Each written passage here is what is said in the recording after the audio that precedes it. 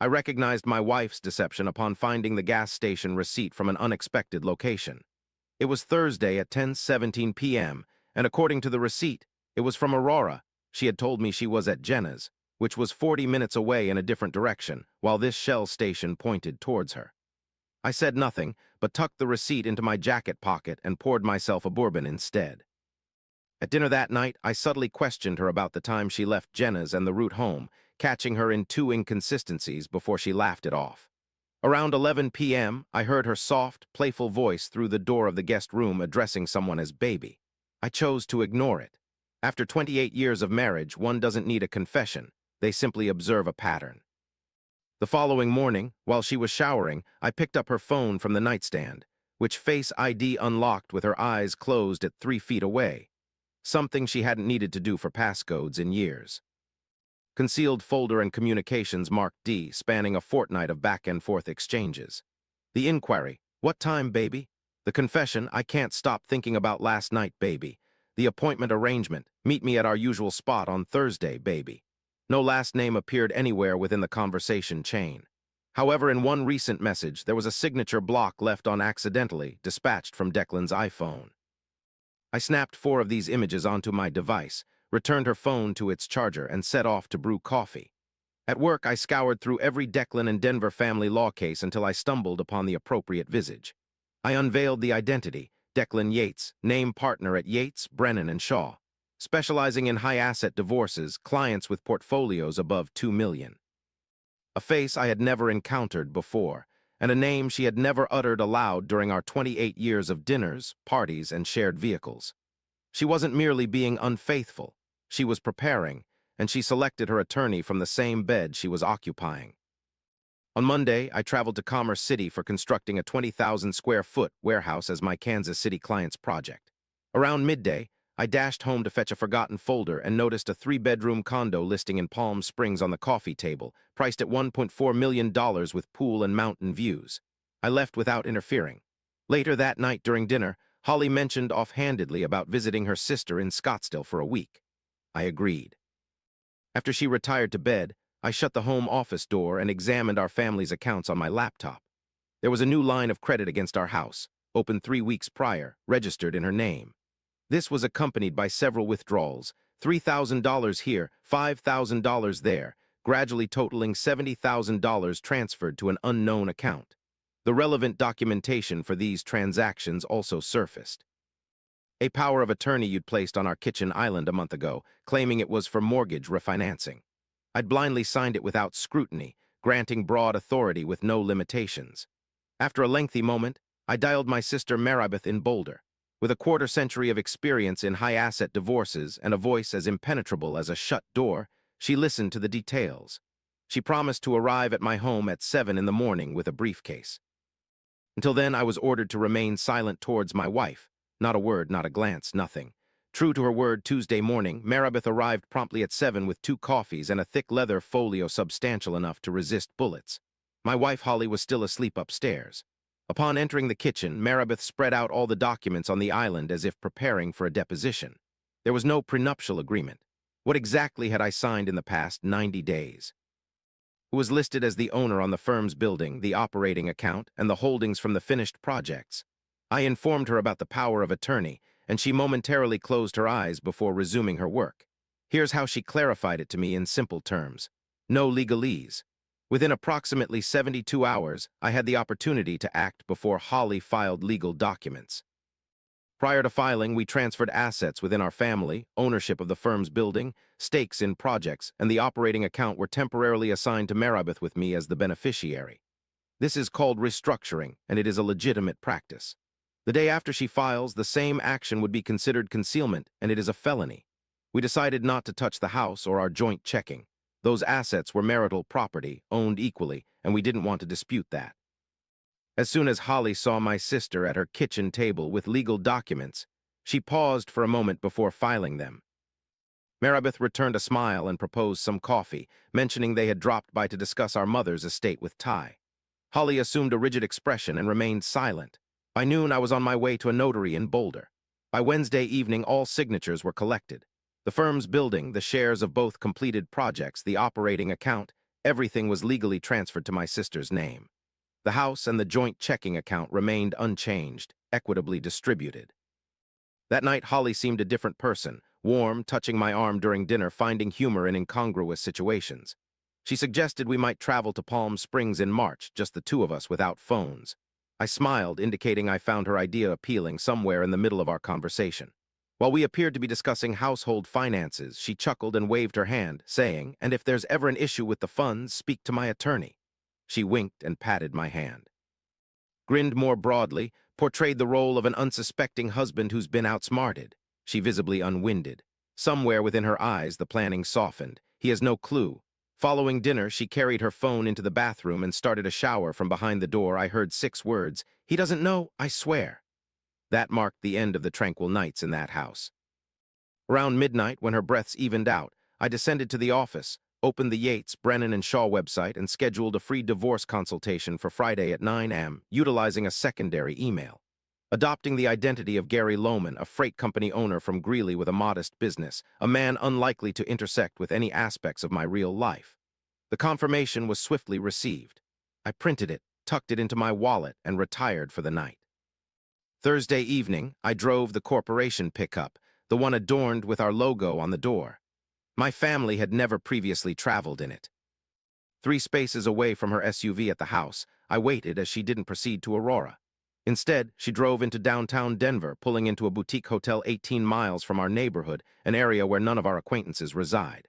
She gave her keys to the valet and entered the lobby as if it were routine. A week prior, the destination was Aurora, but this Thursday, the location was downtown. They alternated their spots, a seemingly trivial action yet significant. Minutes later, a black Audi arrived. Yates exited without glancing left or right, straight through the doors holding a leather folder. I remained in the pickup with the engine off, waiting. It was after 10 when they emerged together. He carried the same folder, she had her purse. They walked to the farthest corner of the parking lot, sheltered by a single sodium light, providing me an unobstructed view of them both. He unfolded a document on the car hood and pressed it down as she signed, then he shut the folder. He gave her a brief, familiar kiss before she walked to her door. I stood there, feeling little emotion, already aware of the situation. This was merely official confirmation. I waited until his tail lights vanished and hers moved in the opposite direction. Then I drove onto the frontage road and phoned Maribeth from the side of the road. She'd signed an agreement tonight on the hood of her car, meaning she would file tomorrow. Maribeth's voice remained steady. The next morning you enter his office before she does, having lost sleep since 1 a.m. In my home office, I sat at my desk with 2 items in front of me. A digital recorder recently purchased with cash from Best Buy and an empty envelope containing 1 photograph taken from our album while Holly was showering. It was from 1996, Half Moon Bay, showing Holly. 19 years old, wearing a plain white dress, barefooted in sand, we were both laughing at an off-camera remark. I left the envelope blank. There was no need.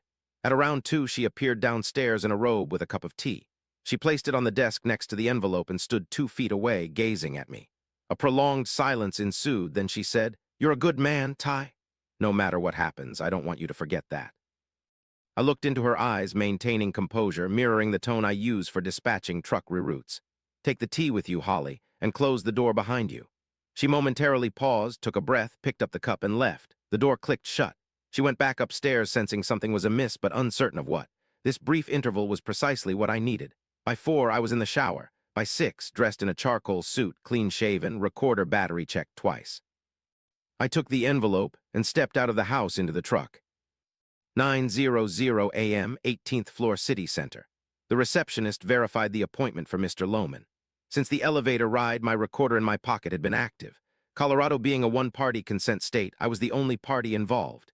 Yates emerged personally, offering a firm handshake and broad smile. He led me into his office, a corner suite adorned with dark wood furniture and diplomas on the walls.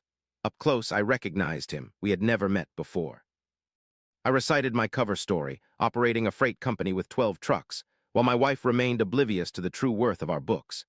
Yates, without mincing words, presented what I sought. An explanation of how, in the first 2 months following a filing, a well-prepared client could shift operational equity through Wyoming-based LLCs overseen by trusted third-party managers, rather than concealing assets. He assured me, "This isn't concealment, Gary. It's planning." For a partner of his stature, discussing such matters on a recording could be career-ending, instantaneously. He inquired if I was prepared to proceed with this plan. I acknowledged, dipped into my coat, placed the envelope on his desk. He unsealed it, glanced at the photo for 3 seconds, then awareness dawned. It wasn't his face, but the predicament that registered. I revealed the recorder, positioned it beside the photograph, halted it, and rose. After 28 years of marriage in December, you assumed I would simply sign papers in your office and leave. Thanks for the advice. In the foyer, I handed an unopened copy to the messenger for delivery to Brennan on the 4th floor, paid in cash, and left.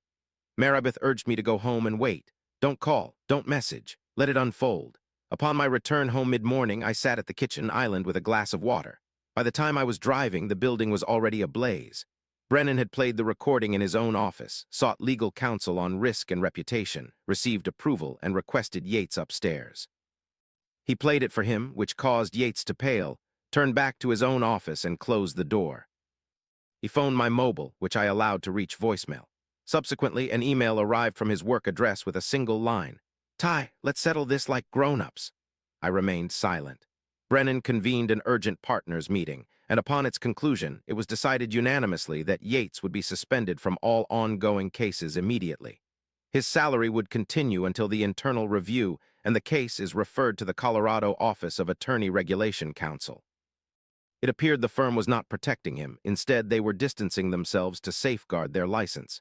Yates contacted Holly and announced that his career was over. At around 11, her SUV raced into our driveway. Instead of entering the house, she stormed in. Her purse dropped in the foyer, her face flushed red, heels still on. She marched straight to the kitchen without pause. I remained seated. She towered over me and began shouting. Remarkably, she wasn't venting about us. She was ranting about him, his wife, and his teenage daughter. 10 minutes ago, he informed her that his partners had removed him from every case, effectively ending his career. She tried calling him back 4 times, but he didn't answer. I stood motionless while she revealed how I had ruined a man's life because of my egoistic pride. However, I hadn't smiled maliciously or proudly. Rather, I displayed the expression of a man who had just received confirmation about something he already knew. After that, I prepared water for her, placed it in front of her, and began speaking calmly without any emotion. First, I presented the facts. $70,000, Holly, funds transferred into an account solely under her name from a home equity line opened secretly behind my back. The power of attorney supposedly for refinancing was general authority with no restrictions, which she knew about. Also, her and Yates' signatures on the hood of her car, which I witnessed from 40 feet away. A 4-minute recording of your lawyer detailing methods to conceal marital assets from you was played. I froze, realizing it was me, not him, who was being defended. The blow took 28 years to land. Never before had I seen such defense for anyone else. He wasn't love, he was a career step-up. If I'd fallen for a carpenter, this pain would be 100 times more intense. At that moment, it became clear who I had been married to. She denied it. "Prove it," she said. "Call him." Let's see if the phone rings. Her phone was on the counter, screen up, untouched. A full minute passed before she went upstairs without a word. I walked onto the back porch, taking my first breath in 3 weeks. By evening, she returned with a suitcase, stating she was leaving for Scottsdale for 2 weeks. At the door, she paused, opened her mouth, but remained silent. She drove off. That weekend, I visited Maribeth's place in Boulder. On Saturday morning, she brought news from a friend in Denver's legal community. Partners Yates, Brennan, and Shaw initiated internal proceedings, offering him a public option: voluntary withdrawal from the partnership within 3 weeks, forfeiting equity and client list, or face involuntary removal with immediate referral to the state bar. He chose the former. His wife, a surgeon, learned Tuesday via colleague's wife. She filed for divorce Wednesday. Their teenage daughter ceased communication. In 3 weeks, he had relocated to Grand Junction, joining a classmate's small family practice on the Western Slope, a dramatic fall from his position as downtown managing partner. Over the weekend, my daughter Renee phoned from Eugene, having heard her mother's account of events, carefully curated and softened. She wanted to hear my version. I provided an unadorned narrative, the financial implications, legal proceedings, and recordings. After a lengthy silence, she said she was arranging a flight for Friday. 2 weeks post her departure, Holly returned to Denver accompanied by a new lawyer, initiating divorce proceedings. The separation was mediated. Her attorney clarified that any objection to pre-filing transfers would be futile, as they were clean and properly documented. Prior to the filing, Holly accepted the terms. The house remained with me. I compensated her with approximately $350,000 in cash. The firm retains the building project and its shares. Liquid assets were divided equally. Holly departed with approximately $650,000 and her liberty. On Thursday, she revisited to collect her remaining belongings. I remained at the site until sunset. The house echoed a hollow emptiness characteristic only of a dissolving marriage. On the kitchen island, her key and a folded note were left behind. Online, it read, "I hope someday you can forgive me." I folded the letter in half and stored it in the desk drawer without tearing or burning it. Friday, Ine arrived. We sipped coffee on the porch until nearly 1 in the morning. Monday, I journeyed to the construction site. While the team was laying the initial floor slab, Miguel approached with revisions for the HVAC layout on his tablet. I listened, squinting against the morning light, and acknowledged. 2 weeks later, Maribeth shared a screenshot. It was Holly by the pool at that Palm Springs condo, solitary. No message, no call, no return. She had moved into another life, as if 28 years were erased. I secured the phone and refocused on Miguel. We crossed the newly set concrete slab together, with the sun shining brightly in our eyes.